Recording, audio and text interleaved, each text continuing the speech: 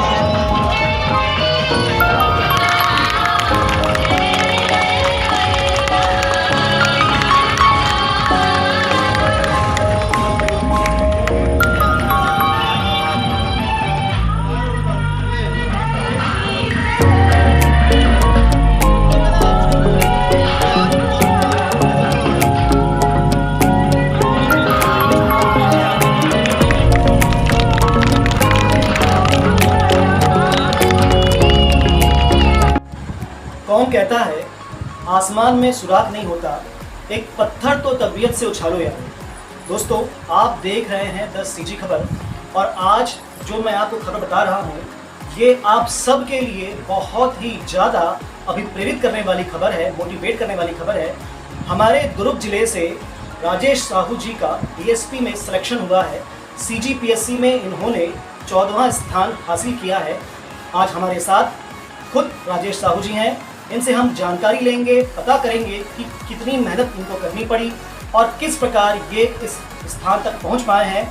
तो राजेश जी, बहुत बहुत शुभकामनाएं और बहुत बहुत धन्यवाद हमें समय देने के लिए। बहुत सारे प्रश्न हैं आपसे लेने के लिए, पर हम वही सारे प्रश्न लेंगे जो हमारे दर्शकों को अभिप्रेरित करने वाले होंगे, मोटिवेट करने वाले होंगे। राजेश जी, हमने सुना है कि आप हिंदी मीडियम के छात्र रहे हैं और एक हिंदी मीडियम के छात्र को CGPSC क्लियर करना और यहाँ तक पहुँचना, जो हमने सुना है काफ़ी कठिन होता है। तो आपने कैसे इस कमी को पूरा किया? क्योंकि मेरा माध्यम हिंदी था तो मुझे नहीं लगता कि उतनी कठिन रहा है। बस धैर्य और लगन से यदि मेहनत किया जाए तो फिर वो सफलता हासिल की जा सकती है। शुरुआत मैंने 2015 से की थी। पहले मैंने 2000 इंजीनियरिंग फील्ड से डायरेक्ट मैं इसमें आया था फिर 2015 में मैंने प्रीलिम्स क्लियर किया था, मेंस रिटर्न मैंने दिया था, परंतु किसी कारणवश नहीं हो पाया। फिर उसके बाद 4 सालों का लंबा गैप रहा। फिर 2020 में मैंने फिर से प्रीलिम्स क्लियर किया और उसमें मैंने इंटरव्यू भी दिया, जिसमें मेरा 143 रैंक आया, परंतु पदों की संख्या कम होने के कारण मुझे कोई पोस्ट नहीं मिल पाया। फिर फाइनली मैंने CGPSC 2021 में ओवरऑल 61 रैंक हासिल किया और DSP पद में चयनित हुआ। तो मैं यही कहूँगा कि ये सफ़र भले लंबा है, परंतु इसका परिणाम जो है वो आश्चर्यचकित करने वाला है और पूरे सपने पूरे करने वाला ये परिणाम होता है। और हिंदी मीडियम होने के नाते मुझे कभी ऐसा नहीं लगा, मैंने कभी गिल्ट फील नहीं किया कि मैं हिंदी मीडियम का हूँ। मुझे भी अच्छे मार्क्स मिले हैं, इंग्लिश मीडियम वालों को भी मिले हैं, दोनों में सामंजस्य स्थापित करके भी रिजल्ट प्राप्त किया गया। आपने अभी बताया कि रैंक्स कम होने की वजह से आपको स्थान नहीं मिल पाया था, तो उस समय आपके मन के भाव कैसे थे? क्या ऐसा लगा कि आपको कि अब छोड़ देना चाहिए, मैंने इतनी मेहनत की है, इतनी मेहनत से मैं यहाँ तक पहुँचा हूँ, क्या सोच रहे थे आप सब? 2020 PSC में 171 पोस्ट थे और उस समय 143 रैंक आया था, परंतु पोस्ट नहीं मिल पाया था। और उस समय तो ऐसा था कि धैर्य और साहस तो मेरे में था ही, क्योंकि 2016 से 2019 तक का प्रीलिम्स मेरा क्लियर नहीं हुआ था।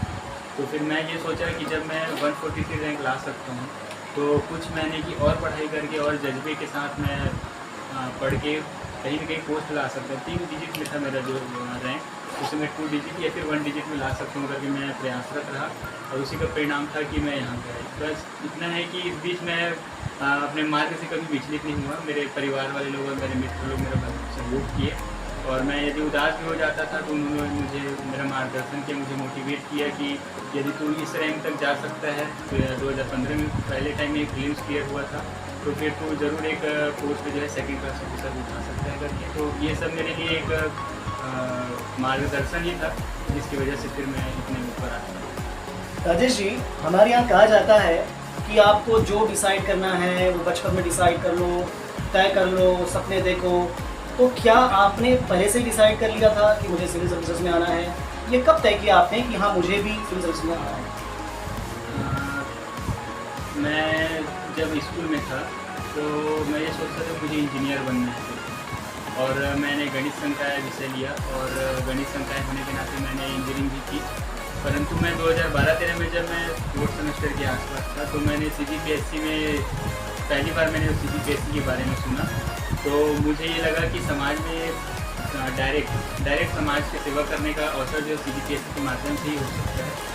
मैं इंजीनियर CGPSC के माध्यम से भी स्टेट इंजीनियरिंग सर्विस होता उसमें भी बन सकता था, परंतु मैं अप्रत्यक्ष रूप से उसमें शामिल था। तो फिर मैंने ये देखा कि प्रतिष्ठित पद है और राज्य सेवा परीक्षा जो है वो स्टेट PCS का सबसे ऊँचा पद होता है, जिसमें समाज का सेवा करने का और ताकि प्रत्यक्ष रूप से सामने आने का मौका मिलता है। इसकी वजह से फिर मैंने अपना जो लक्ष्य है वो वहाँ पर परिवर्तित करके CGPSC में राज्य सेवा परीक्षा ही कर दी। राजेश जी, थोड़ा डीपली ज़रा बताइएगा कि आपने जो प्रिपरेशन की थी वो प्रिपरेशन का क्या शेड्यूल था, किस प्रकार से आप तैयारी करते थे, कि जो स्टूडेंट अभी तैयारी कर रहे होंगे और जो आपका इस इंटरव्यू को देख रहे होंगे कि उनको भी जानकारी मिले कि कैसे तैयारी करना चाहिए और किन बातों का खास ध्यान रखना पड़ेगा।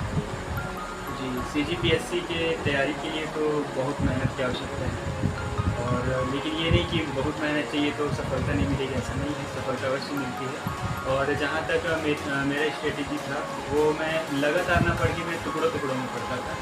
मैंने सब्जेक्ट वाइज स्ट्रेटजी बनाया था, सुबह 7 बजे से 9 बजे तक, फिर उसके बाद 11 बजे से 2 बजे तक, उसके बाद 5 बजे से लेकर 9 बजे तक, फिर उसके बाद रेस्ट। तो लगभग देखा जाए तो 7-8 कभी 10 घंटे ऐसा हो जाता था। कभी ऐसा भी होता था कि मैं 1 से 2 घंटे ही पढ़ पाता था, परंतु निरंतरता जो पढ़ाई में थी उसको मैंने जारी रखा और मैं नियमित अपने स्वास्थ्य पर भी ध्यान देता था, क्योंकि लॉन्ग सिटिंग के बाद जो है कब्ज की और ऐसे मोटापे की समस्या हो सकती है करके, तो सुबह 6 से 7 में मॉर्निंग वॉक और योगा भी मैं करता था, और जिसकी वजह से मैंने बहुत इसका लाभ मैंने लिया।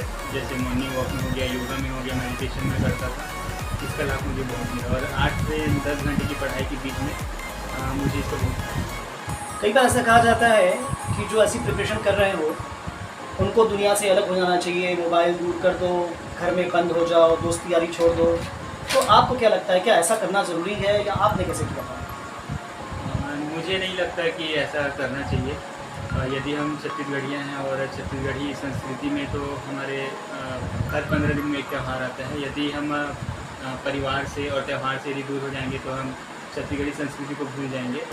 तो मैं कभी दोस्त यार और त्योहारों में या किसी के कहीं फंक्शन है तो उसमें जाने से मैं थोड़ा बहुत परहेज़ करता था, परंतु पूरे रूप से मैं नहीं करता। और त्यौहार के टाइम में मैंने त्यौहार मनाया है, किसी के यहाँ फंक्शन है तो फिर मैंने फंक्शन भी आधा पूरा अटेंड किया, लेकिन किया, क्योंकि इससे ऐसा होता है कि यदि हम अपने आप को 4 दीवार में यदि बंद कर देंगे तो हताशा हमारे ऊपर हावी हो सकती है। और 8 से 10 घंटे की पढ़ाई कभी 12 घंटे भी हो जाती है। तो उस बीच हमें थोड़ा माइंड फ्रेश करने के लिए और एक दूसरे से मिल के हमें अनुभव जानने का मौका मिलता है। तो मुझे ऐसा लगता है कि मेरे अनुभव से कि ऐसा नहीं करना चाहिए। 4 दीवारी में पढ़ाई नहीं की जा सकती। सबसे अच्छा तरीका यही है कि आप इंजॉय कीजिए, इंजॉय करते हुए पढ़ाई कीजिए और सबसे बात करते हुए ग्रुप स्टडी करते हुए पढ़ाई।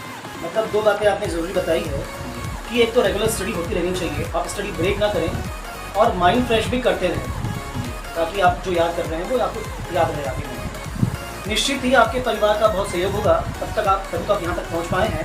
तो थोड़ा बताएंगे कि परिवार की किस प्रकार का आपको हेल्प मिल पाई? परिवार का हेल्प मुझे भरपूर मिला, क्योंकि परिवार यदि मुझे हेल्प नहीं करता तो मैं यहाँ पे नहीं होता। सबसे पहले तो पापा ने मुझे कभी फोर्स नहीं किया। 2015 के बाद मुझे लगभग 4 वर्ष तक सफलता नहीं, परंतु पापा ने कभी मुझे नहीं बोला कि जा बेटा तू प्राइवेट जॉब ही कर ले या फिर छोटा मोटा कोई और पोस्ट आ रहा है उस पर फोकस करके कर, ऐसा कभी नहीं कहा। साथ ही मम्मी ने भी मेरा भरपूर सहयोग किया। जब भी कभी मेरा एग्ज़ाम रहता था तो वो बाहर नहीं जाती थी और मेरे खाने पीने का पूरा ख्याल रखती थी। भैया ने भी मेरा बहुत सहयोग किया इस दौरान। जैसे कभी मम्मी पापा को कहीं ले जाना हो गया, दादी को कहीं ले जाना हो गया या घर में कोई फंक्शन है तो वो ही लेके जाते थे और मेरा ध्यान जो है वो पढ़ाई पे ज़्यादा रहता था। तो हर कहीं ना कहीं किसी न किसी रूप में परिवार के हर एक सदस्य ने मेरा सहयोग किया, जिसकी वजह से मैं। कई बार ऐसा भी कहा जाता है कि जो प्रिपरेशन करते हैं कि यार आपको एक विकल्प लेके चलना चाहिए, एक ऑप्शन आपके पास में होना चाहिए कि सपोज़ नहीं हो पाया तो मैं ये करूँगा। तो क्या कभी आपने ऐसा सोचा था कि अगर सपोज़ नहीं हो पाया तो मैं ये कर लूँगा? ऐसा कुछ विकल्प आपने सोचा था? विकल्प के रूप में मैंने तो फिलहाल 2020 से पहले तो मैंने नहीं सोचा था, लेकिन 2019 तक जब मुझे सफलता नहीं मिली तो फिर जो भैया की कंपनी है सिलसिला विंडकॉन, तो उसमें मैंने पदभार भी लिया था। उसमें मैं भैया का सहयोग करता था, परंतु एक बैकअप रहेगा ऐसा करके मैं नहीं सोचा था। मेरा जो अल्टीमेटली जो टारगेट था वो CGPSC था और CGPSC में 2nd क्लास ऑफिसर का था। तो जिसकी वजह से मैंने केवल एक ही लक्ष्य निर्धारित किया था, वो 2nd क्लास ऑफिसर, चाहे वो DC हो या DSP हो, और जिसमें मुझे DSP का पद था। आपने पटेल ट्यूटोरियल रायपुर से अपनी प्रिपरेशन की है। क्या स्टूडेंट्स को कोचिंग ज्वाइन करना अनिवार्य है या सेल्फ स्टडी से भी काम बन सकता है? इसके बारे में कुछ बताएं, कुछ गाइडेंस करें। CGPSC क्रैक करने के लिए दिशा की आवश्यकता होती है, परंतु मैं ये नहीं बोलूँगा कि कोचिंग करना एकदम अनिवार्य है। यदि कहीं ऐसा होता है कि फाइनेंशियली जो है कई लोग मजबूत नहीं होते तो वो कोचिंग ज्वाइन नहीं कर पाते, परंतु यदि उन्हें सही दिशा मिल जाता है, उन्हें मार्गदर्शन करने वालों को मिल जाता है तो वो भी एक क्रैक करते हैं और कर सकते हैं। तो क्योंकि मेरे उस टाइम में मार्गदर्शन करने की नहीं था और पटेल ट्यूटोरियल में मुझे अच्छा मार्गदर्शन दिया और मैं 2 वर्ष तक वहाँ रहा भी। तो उसके बाद फिर मार्गदर्शन के माध्यम से ही मैं यहाँ तक पहुँच पाया हूँ, क्योंकि डायरेक्ट इंजीनियरिंग फील्ड से सिविल सर्विस में आना और उसके बाद उसे क्रैक करना थोड़ा मुश्किल था, जिसमें मुझे और अन्य कोचिंग संस्थानों में भी अच्छा लगता है। राजेश जी, मैंने बहुत सारे स्टूडेंट को इसलिए जानता हूँ जो लोगों का मानना ये है कि दिल्ली में रह के ही हमारी अच्छी प्रिपरेशन हो सकती है। बहुत सारे स्टूडेंट छत्तीसगढ़ से ऐसे हैं जो दिल्ली में जाके रह रहे हैं और वहाँ की फीसेस बहुत ज़्यादा होती है, वहाँ पे रहने का खर्चा बहुत ज़्यादा होता है। लोग अपने प्लॉट बेचते हैं, ज़मीन बेचते हैं और वहाँ रह के प्रिपरेशन करते हैं। तो क्या लगता है अब छत्तीसगढ़ भी इन सब तैयारियों के लिए तैयार है? दिल्ली जाकर पढ़ाई करना, अब जब मैं पढ़ा तब तक तो ऐसा था, लेकिन अब मुझे लगता है कि चूँकि अब छत्तीसगढ़ खुद एजुकेशन हब बन चुका है और साथ ही टेक्नोलॉजी इतनी बढ़ चुकी है कि हर चीज़ मोबाइल के आने लगते हैं। यूट्यूब पे सारे चैनल्स अवेलेबल हैं। साथ ही IAS IPS जो हमारे छत्तीसगढ़ से भी हो रहे हैं, स्टेट PCS में भी अच्छे रैंक आ रहे हैं, सब लोकल छत्तीसगढ़ियाँ ही हैं। तो फिर उनका मार्गदर्शन से भी IAS IPS तक पहुँचा जा सकता है। और अभी हाल ही में हमारे यहाँ से 5 से 10 जो अभ्यर्थी वो IAS IPS बने हैं। तो मुझे नहीं लगता कि आवश्यकता है दिल्ली जाके पढ़ाई करने की। जो सक्षम है वो जा सकते हैं, लेकिन जो सक्षम नहीं है उनके लिए छत्तीसगढ़ भी सही है। राजेश जी, जब आप इंजीनियरिंग करते हैं तो नॉर्मली ऐसा माना जाता है कि जो इंजीनियरिंग स्टूडेंट्स होते हैं वो थोड़े से अनडिसिप्लिन होते हैं, बट अब जो आपकी फील्ड है वो पूरी कंप्लीट डिसिप्लिन वाली है, तो कैसा डिफरेंस समझते हैं आप? इंजीनियरिंग फील्ड में ऐसा है कि कुछ लोग जो है इंजीनियरिंग को मजाक में लेके चलते हैं और इंजीनियरिंग कर रहे हैं करके थोड़ा उल बातें भी करते हैं और हरकत भी करते हैं। परंतु इंजीनियरिंग भी एक डिसिप्लिन वाला ही है, क्योंकि उसमें पॉइंट में गलती होने से बहुत बड़ी गलती हो सकती है। और चूँकि मैं इंजीनियरिंग किया, परंतु डिसिप्लिन में रह के ही मैंने इंजीनियरिंग किया है। और अभी भी मैंने जब 2015 से भी तैयारी की तो फिर मैं चूँकि मुझे अधिकारी बनना था, तो मेरी सोच और जो मेरा जो स्वभाव था वो भी एक अधिकारी की तरह था और आगे भी रहेगा। तो ये मेरा जो स्वभाव है वो भी डिसिप्लिन में ही रहा है और आगे भी रहेगा। राजेश जी, आप किसी एक पुलिस अधिकारी को बहुत पसंद करते हो, जिनको फॉलो करते हो आप कि भाई मुझे ऐसा बनना है, ऐसा कोई नाम? अभी हाल ही में तो अभिषेक पल्लव जी जो हमारे दुर्ग के एसपी हैं, तो उनसे मैं बहुत प्रेरित हूँ, क्योंकि उनका काम करने का अंदाज़ जो है वो बहुत यूनिक है। और अभी दुर्ग जो एसपी हुए हैं, अभी तक मैंने ऐसा एसपी नहीं देखा था जिनके कार्य करने की शैली जो है वो चमत्कारिक रूप से है। और उनका जो यूट्यूब में और फेसबुक में जो रहते हैं वो ताकि ये बताते हैं, जनता को ये बताना चाहते हैं वो कि पुलिस आपकी मददगार है, पुलिस से आपको डरना नहीं है, पुलिस आपकी मदद करने वाली है। तो ये मुझे उनका बहुत अच्छा लगता है। क्या आपने भी कुछ सोच रखा है कि जब मैं सर्विस में आऊँगा तो इस पर्टिकुलर चीज़ को फोकस करूँगा, ऐसा कुछ है, आपने सोचा है? मैंने तो सबसे पहले यही सोचा है कि जैसे मैं पुलिस में आ जाता हूँ तो जो पुलिस का जो व्यक्ति के बीच में जो चरित्र है, पुलिस जो है डराने धमकाने वाला होता है, ऐसा होता है वैसा होता है, तो मैं उनसे यही मांगूंगा कि यही चाहूँगा कि ऐसा चरित्र नहीं होता है पुलिस का। पुलिस भी आपके बीच से ही बना हुआ एक व्यक्ति होता है जो ऊँचे पद पे जाता है और वो आपका केवल सहयोगी है, आपका मददगार है और आपके दुख सुख में साथ देने वाला है। उनसे डरिए नहीं, उनसे आप मिलिए और उनसे बात कीजिए, अपनी समस्याओं को बताइए, वो उनका निराकरण जरूर करेंगे। और किसी भी प्रकार का जो जैसे अत्याचार वगैरह हो रहा है और जितने भी नशाखोरी वगैरह है, इन सबको कम करने का प्रयास में रहेगा, ताकि छत्तीसगढ़ के बच्चे और छत्तीसगढ़ के जो युवा हैं उनका भविष्य उज्जवल हो सके। राजेश जी, जो स्टूडेंट हमारे इस इंटरव्यू को देख रहे होंगे, आपको भी देख रहे होंगे, उन सब के लिए आप क्या संदेश देना चाहेंगे कि वो अपने लक्ष्य को पाए? छत्तीसगढ़ के CGPSC एस्पिरेंट या फिर जो व्यापम की तैयारी कर रहे हैं, उनसे मैं यही बोलना चाहूँगा कि आप जो भी लक्ष्य निर्धारित किए हैं उसमें लगे रहिए, क्योंकि आज नहीं तो कल वो सफलता अवश्य मिलेगी। आप जो अभी पढ़ाई कर रहे हैं वो कभी व्यर्थ नहीं जाएगा, कल जरूर वो काम आएगा और उसको जो है आप किसी न किसी रूप में यूटिलाइज ज़रूर करोगे। यदि आपका समय व्यर्थ हो रहा है और यदि आप कहीं गए हो तो उसे ये मत सोचिए कि मेरा समय व्यर्थ हो रहा है, उसे ये सोचिए आप कि आप वहाँ गए तो कुछ सीख के आओगे और वो सीख के आओगे उसको आपको इम्प्लीमेंट करना पड़ेगा कहीं ना कहीं लाइफ में, चाहे वो इंटरव्यू के रूप में, चाहे वो किसी भी रूप में हो। तो मैं यही चाहूँगा कि धैर्य और लगन से और निरंतरता से अपने आप को आगे बढ़ाइए और तभी जो है वो आप अपने आप को CGPSC के क्रैकर के रूप में देख पाएंगे। तो दोस्तों, आपने देखा कि एकाग्रता और धैर्य, ये दो विशेष चीज़ों का ध्यान रखते हुए राजेश जी ने अपने लक्ष्य को पाया है। परिवार का भरपूर साथ इनको मिला है। हम इनसे भी बात करेंगे और जानना चाहेंगे कि कैसी तैयारी राजेश जी की थी, कैसे ये स्टूडेंट थे, बदमाश थे, मस्ती करते थे, सीरियस थे। तो चलिए परिवार से बात करते हैं। हम आपको बता दें कि राजेश जी के पिताजी जो हैं वो खुद एक टीचर हैं और एज अ प्रिंसिपल हुए हैं। नमस्कार सर जी। एक तो पहली बात तो ये, आपको बहुत बहुत शुभकामनाएं। बहुत स्वाभाविक बात है, खुशी की बात है। और चूंकि आप टीचर रहे हैं तो आप समझते हैं पढ़ाई का क्या महत्व है और राजेश ने उस स्थान को पाया है जो हर पिता सोचता है और हर शिक्षक सोचता है, अपने बच्चों से उम्मीद करता है। क्या कहना चाहेंगे? और राजेश के लिए हम सब परिवार वालों का पूरा सहयोग था, बड़े बुजुर्ग लोगों का आशीर्वाद था, मित्र लोगों का, सभी लोगों का, और मेरे और जो बुजुर्ग लोग हैं उन सब का आशीर्वाद है जो इस मुकाम तक पहुँचे। एक बच्चे को गढ़ना, यहाँ तक पहुँचाना, एक पिता के रूप में, एक शिक्षक के रूप में आपने देखा है, तो बाकी जो पिता अभी आपको देख रहे होंगे, आप उनको क्या कहना चाहेंगे? मैं तो ये कहना चाहूँगा कि जो चैनल के माध्यम से देख रहे हैं वो, कि बच्चों को उसके पढ़ाई के प्रति, उसकी लगन के प्रति ध्यान रखना चाहिए, क्योंकि बच्चे एक अबोध होते हैं। बच्चे को संभालना एक माँ बाप पिता दोनों का फर्ज होता है।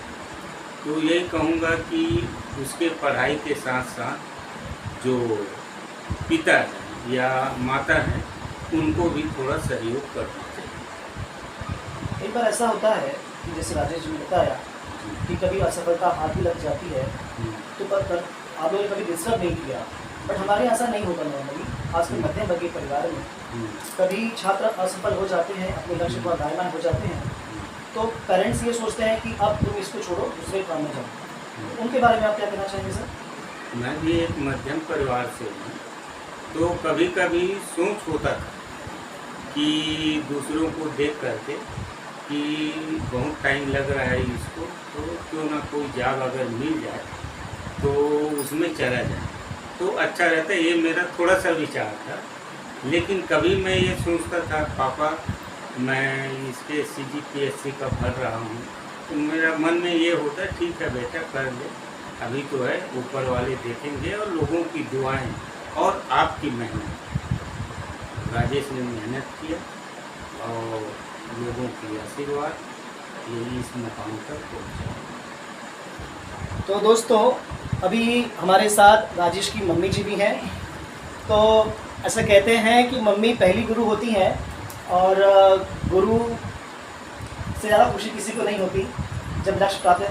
कैसे अनुभव करा था आपने? बहुत अच्छा अनुभव प्राप्त करा था मन्ना।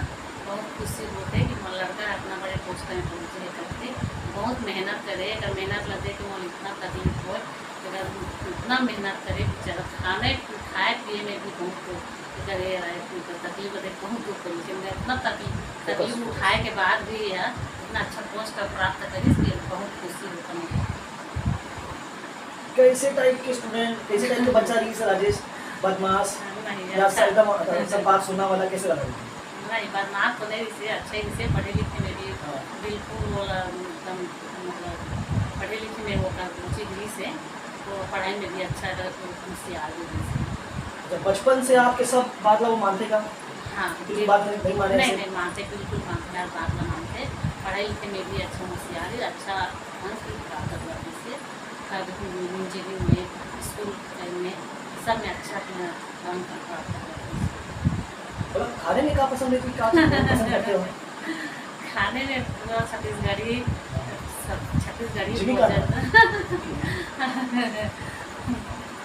चिला खराब वही सब चीज़ और बहुत पसंद है, छत्तीसगढ़ी व्यंजन। तो अभी तो कहा है कि एक बहू आपके यहाँ आ गई है ना, तो अभी राजेश के बारे में कुछ विचार करो तो आपको जॉब भी बढ़िया लगे, आप कैसे क्या विचार है? जॉब लग गया, हाँ लगा थे कि अच्छा मिले खाना पीना ऐसा करके, लेकिन हम तो बाहर जाने वाले तो कहाँ खाने को मिलेगा। वैसे तो सबसे ज़्यादा मेहनत आपके और पिताजी की रही थी, हाँ। पर फिर भी आपकी क्या सोचना है कि किस कारण यहाँ तक पहुँचे राजेश? ये सब बुजुर्ग मन के आशीर्वाद से और भगवान ऊपर वाले की दुआ से, शिरडी साईं बाबा की कृपा से, भोलेनाथ की कृपा से, इतना मेहनत और लगन से जो अपना ऊपर मतलब फल प्राप्त करे है, ये सब हम सब परिवार ला बहुत खुश हैं। अभी प्रदीप मिश्रा जी की कथा से तो आप देखे होगा, उसमें कभी थी कि हमारे यहाँ शादी की तैयारी चलती से मेरा कहना मैं नहीं जा पाया। तो मैं छोड़ देता जी, बहुत बहुत धन्यवाद। तो दोस्तों, ये राजेश का पूरा परिवार है, आपने देखा कि कितना मेहनत करके यहाँ तक पहुँचे हैं। दोस्तों, ऐसी खुशियाँ आपके घर भी पहुँच सकती हैं अगर आप इन सारी बातों का ध्यान रखें और लक्ष्य के प्रति एकाग्र रहे। अच्छी खबरों के लिए बने रहिए हमारे साथ, देखते रहिए 10 CG खबर। धन्यवाद।